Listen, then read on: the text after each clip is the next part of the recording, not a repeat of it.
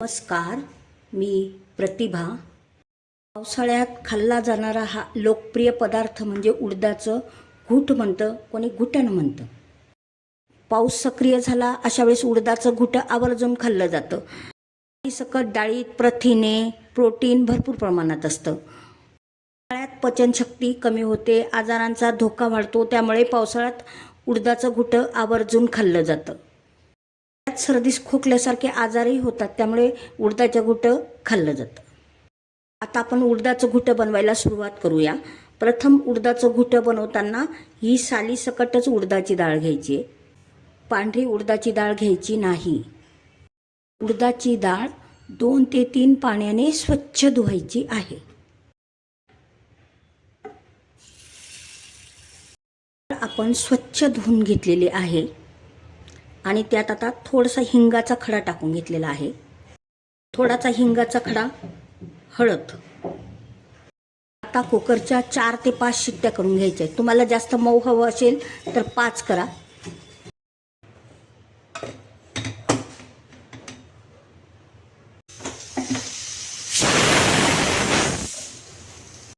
कुकरच्या 5 शिट्ट्या झालेल्या आहेत. आता उडदाचं घुटं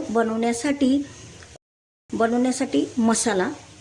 मिरची कमी तिखट आहे म्हणून मी जास्त घेतलेली. तुम्ही तुमच्या आवडीप्रमाणे मिरचीचं प्रमाण कमी जास्त करू शकता. लसूणचा मी पूर्ण 1 गड्डा घेतलेला आहे. आल्याचं प्रमाणही मी थोडं जास्त घेतलेलं आहे. आलं मी जवळजवळ 1 चमचा आल्याचे तुकडे घेतलेले आहेत. तुम्ही कमी जास्त प्रमाण करू शकता. 1 चमचा घेतलेलं आहे आपण जिरं. 1 चमचा घेतलेलं आहे बडीशोप. बडीशोप आवडीप्रमाणे आहे. बडीशोप आवडीप्रमाणे आहे. बडीशोपमुळे चव खूप छान येते. मी ही थोडी कोथिंबीर घेतलेली आहे. थोड्या कोथिंबीरच्या काड्या पण घेतलेल्या आहेत आणि कढीपत्ताही घेतलेला आहे. दगडी खलबत्ता घेतलेला आहे, कारण याच्यात जर टेचून घेतलं तर चव खूप छान लागते, अप्रतिम चव लागते. मिक्सरमध्ये घेतलं तरी चालेल. हे सर्व साहित्य आपण या खलबत्त्यात टाकून घेणार आहोत. कोथिंबीर आणि त्याच्या काड्या थोड्याशा मी जाडसर कापून घेतलेल्या आहेत. आता त्या पण अशा टेचून घेऊया. या पद्धतीने असं खलबत्त्यात टेचून घ्यायचं. चव खूप छान लागते त्याची. आणि मध्ये मध्ये चमच्याने फिरवत राहायचं. पद्धतीने थोडं टेचून झालं की चमच्याने असं करायचं आणि परत या पद्धतीने टेचत राहायचं, म्हणजे व्यवस्थित टेचलं जातं. आता या पद्धतीने आपण हा मसाला कुटून घेतलेला आहे दगडी खलबत्त्यात. या पद्धतीने आता काढून घेऊया. या पद्धतीने उडदाची डाळ आपली शिजून झालेली आहे. मसाला तयार झालेला आहे. आता आपण फोडणी देऊया. थोडंसं जिरंही टाकलं, कारण आपण वाटणमध्ये वाटलेलं आहे जिरं. आता आपण हा वाटलेला सर्व मसाला टाकून घेऊया.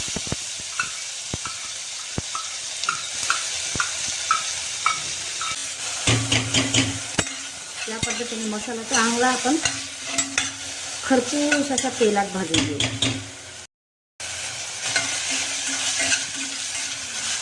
आता ही शिजलेली उडदाची डाळ टाकून घेऊया. मसाला छान परतून झालेला आपला. उडदाची डाळ जर तुम्हाला असं उडदाचं घुटं सुकं पाहिजे असेल तर तुम्ही असं सुकं पण करू शकता. पण उडदाचं घुटं थोडंसं पातळ आणि बाजरी किंवा ज्वारीच्या भाकरीसोबत खातात. या पद्धतीने यात गरम असं उकळतं पाणी ओतायचं आहे. तुम्हाला किती रस्सा हवा आहे याच्यावर, तुमचं रस्स्याचं प्रमाण, तुम्हाला किती पातळ हवं आहे, किती घट्ट हवं आहे यानुसार पाणी टाका. भाकरीसोबत खाण्यासाठी या पद्धतीने मी जवळजवळ 2 ते 2.5 ग्लास पाणी टाकलेलं आहे. आता चवीप्रमाणे मीठ टाकून घेऊया. हे उडदाचं घुटं मंद आचेवर 7 ते 8 मिनिटं असं उकळू द्यायचं. घुटं उकळलं की त्याची चव अप्रतिम होते. या पद्धतीने असं झाकण ठेवून उकळू द्यायचे. या पद्धतीने असं अर्धवट झाकण ठेवायचं आहे.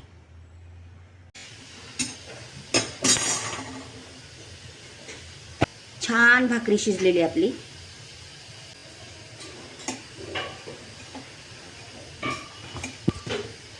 मस्त अशी ज्वारीची गरमागरम भाकरी आणि उडदाचं घुटं.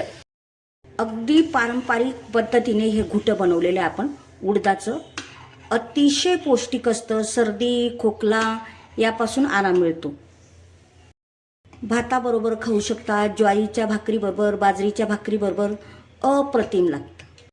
पावसाळ्यात अगदी पारंपरिक पद्धतीने मी हे घुटं बनवलेलं आहे. या पद्धतीने हे घुटं बनवा.